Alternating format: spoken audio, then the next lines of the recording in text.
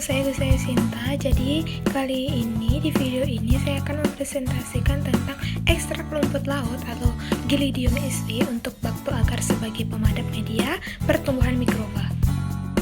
Jadi rumput laut merah ini merupakan salah satu jenis rumput laut yang memiliki nilai ekonomis tinggi karena menghasilkan agar-agar, di mana contohnya itu adalah Gracilaria sp dan Gelidium sp.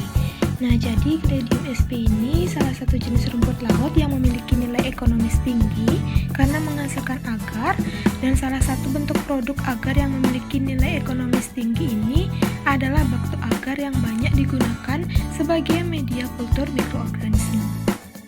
Jadi tujuan penelitian pada jurnal ini itu membuat bakto agar dari Gelidium sp dengan kualitas bakto agar yang dihasilkan diuji dan dibandingkan dengan bakto agar komersial. Jadi pada jurnal ini bahan yang digunakan yaitu rumput laut jenis Gelidium sp. Bisa dilihat di tayangan itu beberapa jenis rumput laut Gelidium sp. Nah, untuk metode pada penelitian ini mencangkup pembuatan agar-agar, penetapan rendaman agar-agar, penempatan kadar air, kadar protein, lemak, karbohidrat, penetapan kekuatan gel, ke pengujian angka lempeng total. Jadi untuk hasil rendaman agar dari Gelidium sp ini sebesar 26,69%. Jadi hasil uji proksimat untuk kadar air, kadar abu, abu tidak larut, asam dan sulfat dalam bakto agar masing-masing terdapat 6,89%, 1,67%, 0,0235%, dan 1,31%.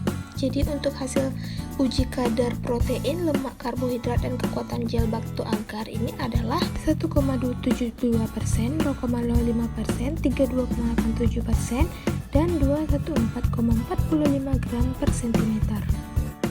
Jadi bisa dilihat di tabel itu nilai rendaman yang dihasilkan dari ekstrak rumput laut Gelidium sp ini sebesar 26,69%. Jadi nilai tersebut tidak hanya dipengaruhi oleh proses interaksi namun juga dipengaruhi oleh jenis spesies rumput laut. Nah, iklim dan usia panen agar ini merupakan polisakarida yang terkumulasi dalam dinding sel rumput laut penghasil agar atau agrofit, sehingga kandungan agar yang terdapat dalam rumput laut ini dipengaruhi oleh musim. Jadi nilai rata-rata kadar air bakto agar dari rumput laut Gelidium sp ini sebesar 6,89%. Kadar air yang dihasilkan dari bakto agar standar komersial lebih kecil dibandingkan dengan bakto agar hasil penelitian yaitu sebesar 5,5%. Dilihat dari nilai rata-rata kadar abu dari bakto agar hasil penelitian ini didapatkan sebesar 1,67%. Kadar abu bakto agar standar komersial ini didapatkan dengan nilai rata-rata 0,13%. Jadi hasil rata-rata kadar abu pada penelitian ini lebih besar dari hasil rata-rata kadar abu dari bakto agar standar komersial. Namun masih memenuhi syarat baku mutu parameter kadar abu untuk bakto agar komersial. Untuk kadar protein bakto agar hasil ekstraksi dari rumput laut Gelidium sp ini sebesar 1,72%, sedangkan bakto agar standar komersial jauh lebih kecil yaitu sebesar 0,74%. Jadi perbedaan kadar protein pada agar hasil ekstraksi dari rumput laut dapat dipengaruhi oleh jenis rumput laut dan lokasi tumbuhnya. Rendahnya kadar protein pada bakto agar standar diduga protein yang terdapat pada bakto agar standar komersial telah dimurnikan sehingga kadar proteinnya terduksi. Untuk kadar lemak pada bakto agar itu hasil dari ekstraksi rumput laut sebesar 0,05%, sedangkan bakto agar standar komersial itu sebesar 0,02%. Jadi hasil kadar lemak pada bakto agar hasil penelitian masih besar dibandingkan dengan bakto agar standar komersial.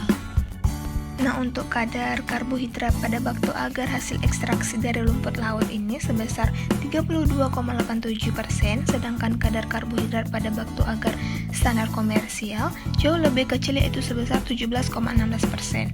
Nah, kadar karbohidrat bakto agar hasil analisis dengan bakto agar standar komersial itu berbeda jauh. Hal ini dapat disebabkan karena kandungan karbohidrat pada rumput laut jenis Gelidium sp yang sangat besar.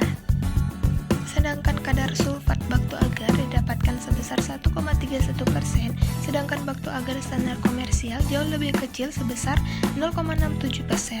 Jadi hasil kadar sulfat baktu agar ekstraksi jauh lebih besar dibandingkan dengan baktu agar standar komersial. Namun masih di bawah standar baku mutu baktu agar komersial menurut Selchem 2016, yaitu nilai kadar abu sulfat pada baktu agar adalah maksimal 3%.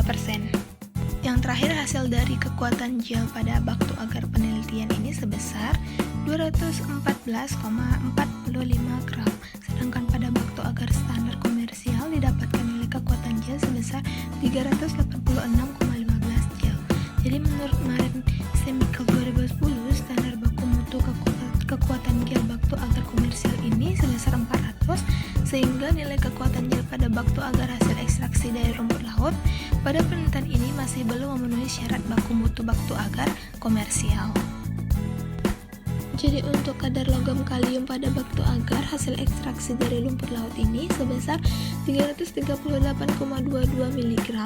Kadar logam kalium pada baktu agar standar komersial jauh lebih besar dibandingkan dengan baktu agar penelitian, yaitu sebesar 767,37 mg. Sedangkan kita lihat dari kadar logam tembaga Cu pada baktu agar hasil ekstraksi dari rumput laut ini sebesar 2,10 mg. Kadar logam Cu pada baktu agar standar komersial lebih kecil dibandingkan dengan kadar logam tembaga pada baktu agar penelitian, yaitu sebesar 1,14 mg. Jadi pada gambar di atas ini, hasil pengujian ALT dengan menggunakan dua bakteri yang berbeda memperlihatkan bahwa baktu agar dari hasil ekstraksi memiliki mutu yang cukup baik untuk dapat digunakan sebagai media pertumbuhan mikrobiologi. Jadi hasil pengamatan morfologi koloni bakteri dari baktu agar hasil ekstraksi dengan menggunakan dua bakteri yang berbeda dikatakan hampir sama dengan membandingkan dengan morfologi koloni bakteri dengan baktu agar standar komersial. Kesimpulan dari jurnal ini yaitu berdasarkan penelitian yang telah dilakukan, hasil parameter mutu baktu agar meliputi uji kadar air, abu tak terlarut asam, protein, lemak, karbohidrat, sulfat, dan kekuatan gel masih di bawah hasil dari mutu baktu agar standar komersial, namun masih di dalam batas syarat baku mutu agar komersial. Sekian dari jurnal pada video hari ini dan terima kasih.